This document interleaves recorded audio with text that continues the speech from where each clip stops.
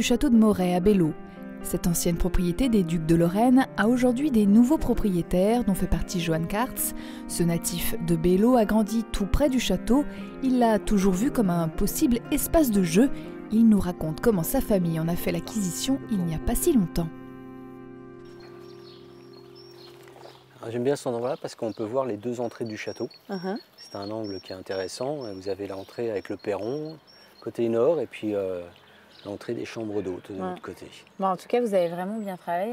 Là, il y a des heures de travail, j'imagine. Merci. Donc, c'est un château qui a été construit à quel moment? Alors, c'est un château qui aurait été construit au XIIe siècle sur les ruines d'un couvent des Templiers. Mais c'était une simple maison forte à l'époque.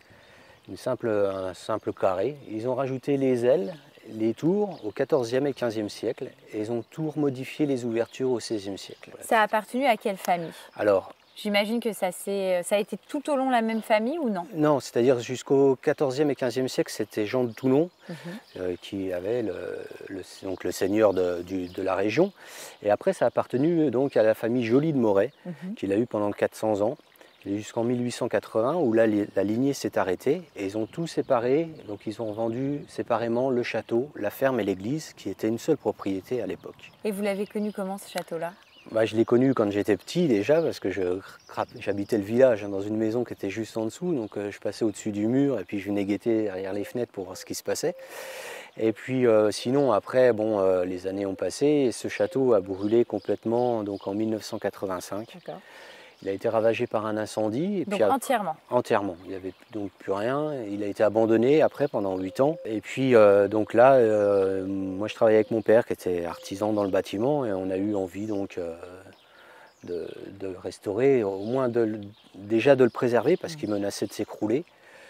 Donc au départ c'était simplement remonter les planchers, de le débarrasser, de nettoyer le parc et puis de le rendre étanche pour plus que les intempéries abîme ce château, quoi. Et le déclic, c'était quoi? C'était un attachement au patrimoine ou c'était cet attachement de se dire c'est ce château, ça fait partie de mon enfant, je ne peux pas le laisser comme ça? C'est déjà un attachement du village, parce que c'est le château du village. C'est vrai. Et puis oui, peut-être au patrimoine aussi, en se disant on ne va pas laisser une belle propriété comme ça à l'abandon.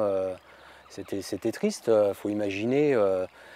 Un parc déjà abandonné pendant 8 ans, vous avez des arbres dans tous les sens, de la végétation. Il faut savoir que quand on est arrivé, il y avait des arbres qui poussaient en haut dans les murs, tout en haut. Vous avez des arbres avec des troncs qui étaient hauts comme ça, et c'est impressionnant avec les racines qui descendent. Et donc c'était vraiment une ruine, quoi. Et à aucun moment vous étiez découragé? Parce que quand on voit le château aujourd'hui et que j'imagine, on voit ce château complètement détruit à l'origine, on se dit waouh, il fallait être courageux quand même. Avec le recul, non, maintenant il fait beau aujourd'hui, c'est magnifique. Non, on a eu des périodes, oui, des moments de doute, de découragement, mais on ne l'a pas fait aussi pour faire ce qu'on fait actuellement. Au départ, on voulait en faire une maison familiale. On voulait habiter toute la famille sur place. On s'est dit, on va avoir une belle maison, une belle demeure plus tard. Donc on travaillait sur le château, on travaillait aussi sur des chantiers à l'extérieur. Et puis c'est petit à petit des étrangers qui passaient, qui nous demandaient s'ils pouvaient dormir. Les chambres d'hôtes commençaient à débuter. Donc on s'est dit, tiens, ça serait bien de faire une chambre, 2 chambres. Et puis des amis qui voulaient faire le mariage de leur fils, donc hop, et puis tout est venu comme ça petit à petit. On s'est dit on va améliorer les choses, et puis d'année en année, on a progressé avec les moyens du bord aussi, parce qu'on n'a pas été subventionné pour le reconstruire. Alors quand vous dites les moyens du bord, vous avez tout fait? Tout, oui. Tout seul Tout seul, sauf la façade, ça a été une entreprise qui l'a réalisée parce que il fallait échafauder tout le château et puis il fallait plusieurs pour le faire.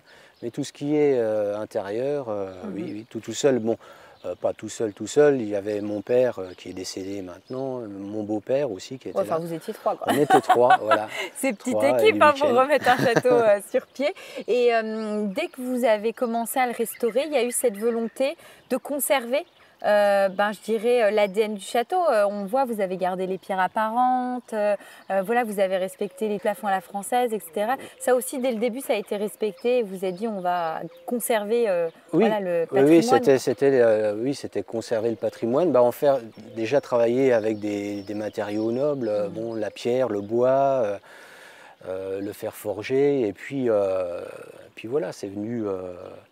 Il ne fallait pas apporter aussi une touche trop moderne. Il fallait le garder aussi son authenticité, et voilà. Combien d'heures dans le château, on peut l'estimer? Quand on aime, on ne compte pas, comme on dit. Vaut mieux alors que le tir comme voilà, non, c'est des litres de sueur, hein, voilà aussi, et puis... beaucoup de passion et d'envie. Voilà, et puis de la patience, et puis le plaisir aussi, bon, d'être dans son village natal, et puis de reconstruire un patrimoine.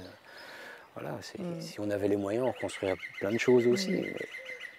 On a fait ce qu'on a pu, et bon, il y a encore beaucoup à faire. On a encore la toiture, parce que là, on a fait une étanchéité provisoire, donc on voudrait réaliser la vraie toiture. Bon, là, on n'a pas les moyens pour l'instant, on espère le faire un jour. C'est le rêve, l'aboutissement final. D'accord, voilà. Ah ouais, ce serait la petite cerise sur le gâteau. Tout à fait. Pour finaliser le château. En tout cas, il est super beau, ça, il n'y a pas à dire. Merci, c'est gentil. Bon boulot.